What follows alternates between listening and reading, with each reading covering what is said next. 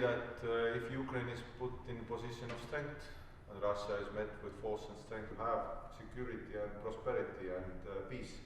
If you have all these things, and if, let's say, talking from Estonian experience, for us, the message that Europe as a wealthiest region probably all around the world has to spend more on defense and security is a message well understood, and we are also acting accordingly, because that's why probably Estonia is top 3 spender on defense. The EU right now has the common knowledge or common sense, increased our defense expenditure, and everybody knows the enemy.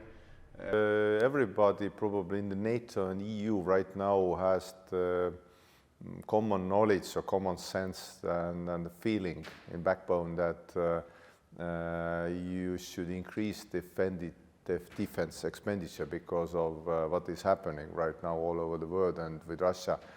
We will see what kind of outcome after the negotiations there will be, but my recommendation would be that the NATO's 2% like a recommended level should be 2.5. For us, let's say, talking from Estonian experience, for us the message that 3.7, and also we are procuring new ammunition, long range one.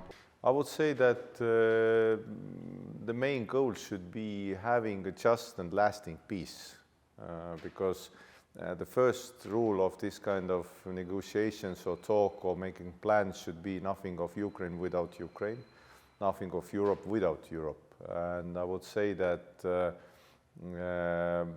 part of having just and last peace probably would be strengthening Ukraine, that Russia would be forced to negotiate, and also taking away Russia's capability in the future to make this kind of attacks, or even wanting to do this kind of attack. Ramping up its defense industry also as part of defense capabilities. Russia has frozen assets about 250–300 billion worth right now. That probably could cover, let's say, half of it needed to rebuild Ukraine. Other half probably would be taxating Russia's goods in Europe or all over the world. So this kind of actions and this kind of concrete plans probably would take away Russia's willingness and also cash possibilities to have this kind of hybrid attacks or hybrid activity all over the globe. The negotiations there will be, but my recommendation would be that the NATO increasing next year with the budget, and budget is very tight.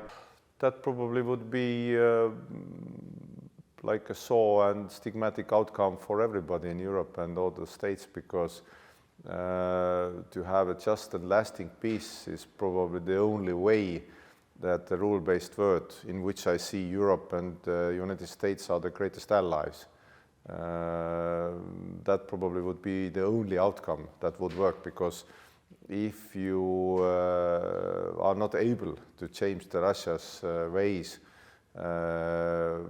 changing borders by force, using hybrid activities in the Baltics, Nordics, in Europe or in the States, influencing elections and so on, then everything of this would continue. As also for Russia, money train going back and forth. Yes, I would say yes. Ukraine is part of Europe, should be a member of NATO.